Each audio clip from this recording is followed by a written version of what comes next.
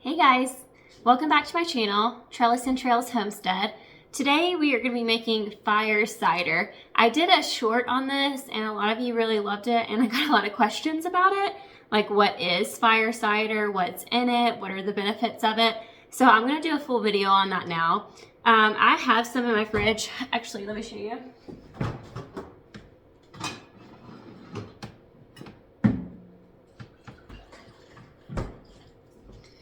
Unfortunately, you can't really see the exact color of it because it's in a blue mason jar, but it kind of looks like orange juice, like a little bit of a more concentrated color of orange juice. So this is a batch that I had previously made up. You can kind of see the color of that in there. So I've had that batch in my fridge for a little while now. After we make this, we let it sit in the jars for about 4 weeks, and then we'll strain it out, and that's when we stick it in the fridge. Basically, we take it as like a shot every day. There are lots and lots of benefits to fire cider. I do think it's kept us from getting sick this winter season. Also, it hasn't really gotten too cold this winter here in Colorado until like now. So we haven't seen a lot of respiratory illnesses and things like that, but I do think it's been helpful. Aside from it being antiviral and a natural flu fighter, there's other benefits to it as well. So I'll tell you about those when we add the ingredients to the jar. So let's get to chopping these things up. I'm gonna make 2 jars today just so we can do like a double batch. After watching my videos, you'll see that I do double batches of things all the time. Even when I go to the grocery store, I buy 2 of things most often. So let's go ahead and start chopping these things up.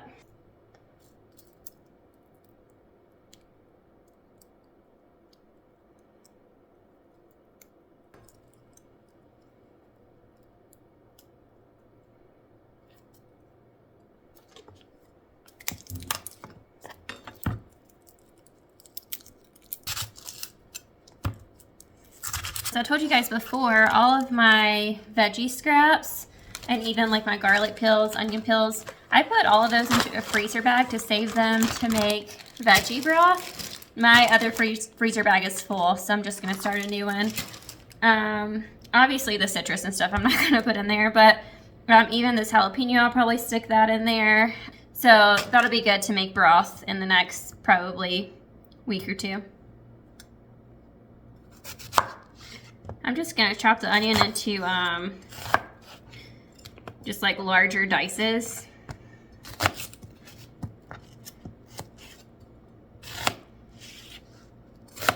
The garlic, I kind of crushed those just to release all of the flavors while it's fermenting for 4 weeks or so. I cannot chop onions without crying. So, all right, back at it. I got my larger cutting board out instead, since we have a lot of things to chop up. I've already washed all of these ingredients, all the fruits and onions and garlic. It really does not matter how you chop these, like what size pieces or anything like that. I usually just do kind of large dices for everything. We're gonna stick the peels and all of it into the jars. And I only grabbed 1 fruit of like each kind for both jars. If we see that we need to add a little bit more just to fill them up all the way, then I'll get another fruit or something out. But they were pretty full last time when I did a double batch, and I think I used basically double the amount of ingredients. So I don't want to use too much, because I like for it all to stay covered with the apple cider vinegar. So if you do too much, it gets pretty close to the top and it's hard to keep it all totally covered. If you have some exposure of ingredients at the top that are not covered with the apple cider vinegar, that puts you at high risk for like mold in your jars and other things like that. So we don't want that to happen. All right, I have everything chopped up, so I'm gonna go ahead and start adding it to our jars. I think traditionally, fire cider recipes, the main ingredient is horseradish, like horseradish root, similar to ginger root. For some reason, that is really hard for me to find. The regular grocery store that I go to, I did go to the grocery store this time, I didn't get grocery delivery. The regular store that I go to does not seem to have horseradish root, and I didn't want to go to another one. So I haven't added it to any of my batches yet, and it's been perfectly great. But I think that horseradish is really helpful in like clearing mucus and sinus congestion. But all of these other ingredients basically are too, especially like the citrus with the vitamin C and things like that. So I'm gonna get started on adding these to my jar. I think I'm gonna get my canning funnel out just to stick it in there. It'll be easier that way.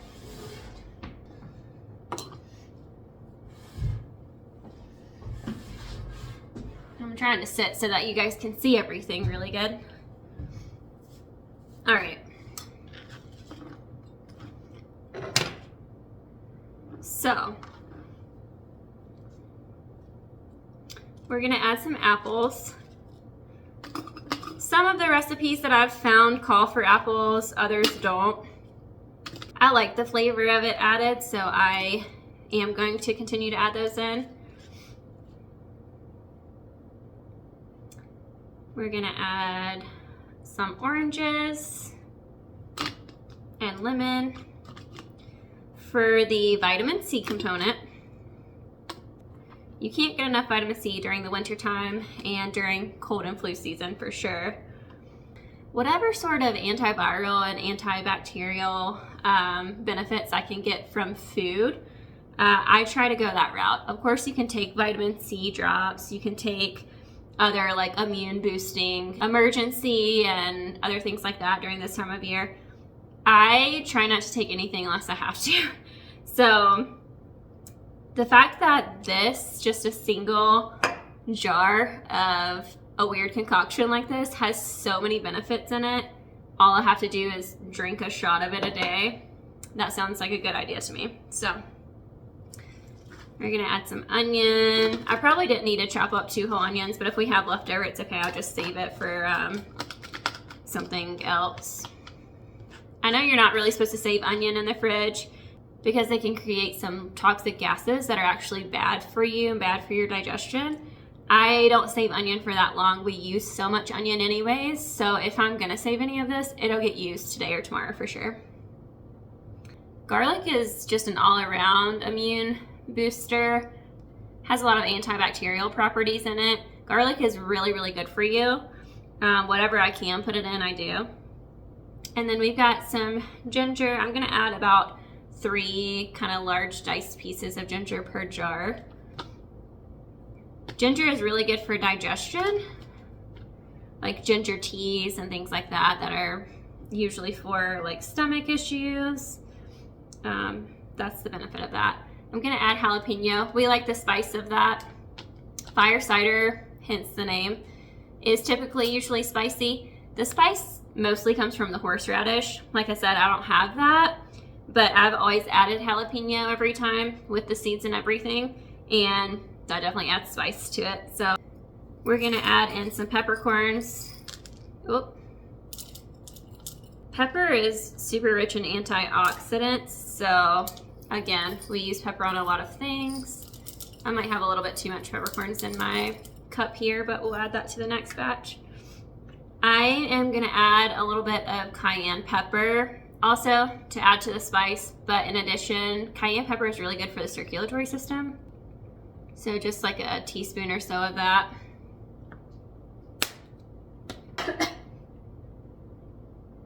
That cayenne just got me. I really like the flavor last time of cinnamon sticks, so I'm gonna add a couple of those, probably to both jars.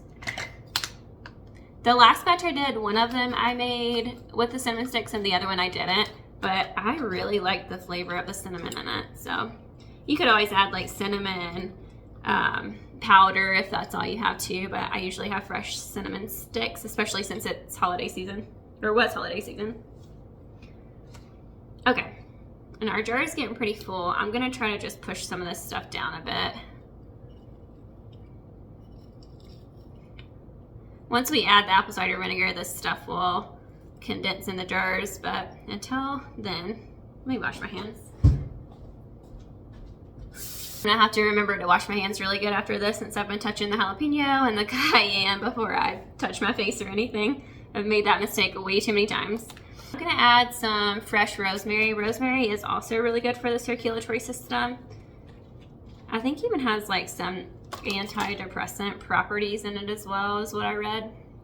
So I'm just gonna add like 2 sprigs of rosemary in there. Thyme is good for everything, apparently. Thyme is immune boosting, it's antiviral. I think it has some antibacterial properties in it as well, and is really good for digestion.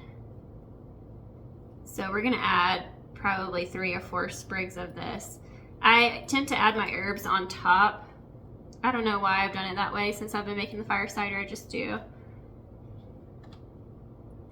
Add that in.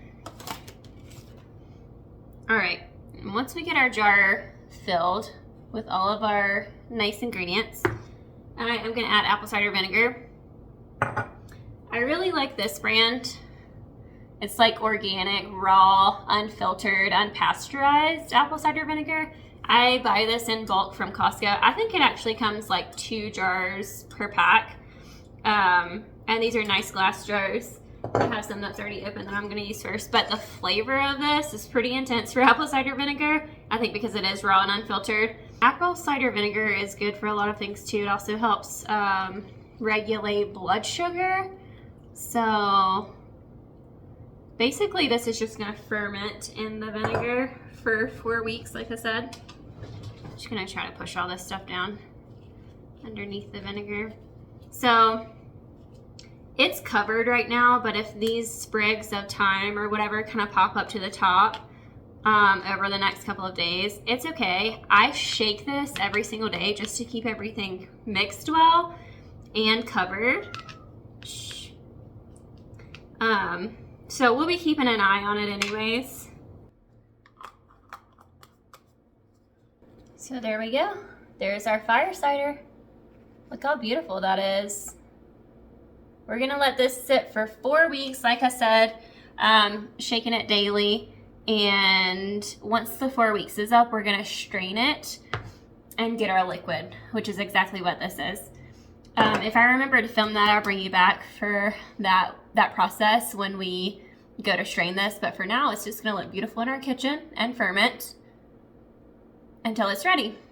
I'm gonna use this blue jar for the other one. That other jar, the lid looked a little rusted, so I'm gonna just throw that one away. It wasn't a canning jar, it was like an old pickle jar, so we can trash that one. This one won't be as pretty sitting in my kitchen, but that's okay. You won't be able to see all the things because of the blue jar. I just don't want to run into the basement to get another jar. So we're gonna add our apple,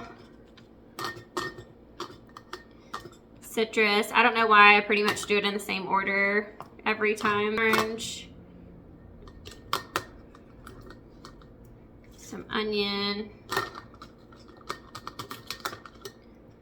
Try not to overfill it. The ginger, the jalapeno, the garlic. I'm gonna add in some peppercorn. I'm gonna do 2 of the cinnamon sticks again.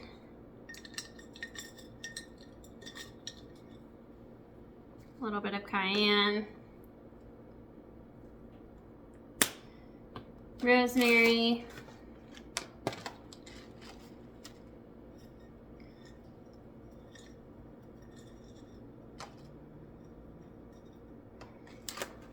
And fresh thyme.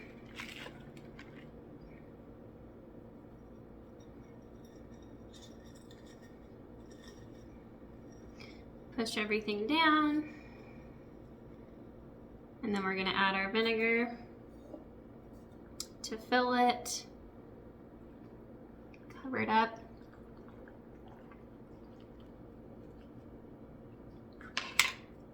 And we're gonna cover it.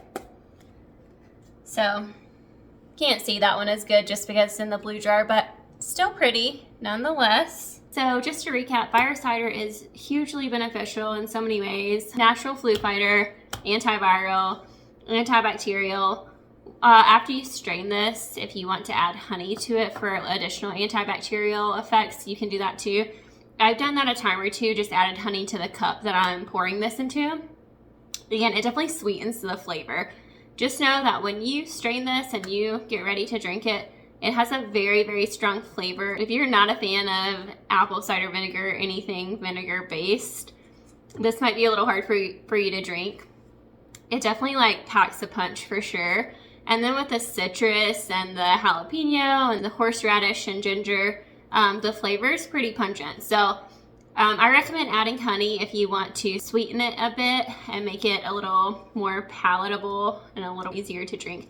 I don't have a problem with it. I love anything vinegar based, anything acidic, any kind of citrus, anything spicy. So I actually really enjoy the flavor of it, but I know it's a little hard for some people to get past. This is something that I really want on my pantry shelf and in the fridge this winter. This batch will get us through the next couple of weeks, and then we usually go through a batch every maybe 3 weeks or so. This will last pretty much indefinitely in your refrigerator after it has fermented, so you don't have to worry about it going bad in the refrigerator. It's not going to. You see how easy it is to make. You can just grab these ingredients, and if you want to eliminate anything or add something additional, you can do that too.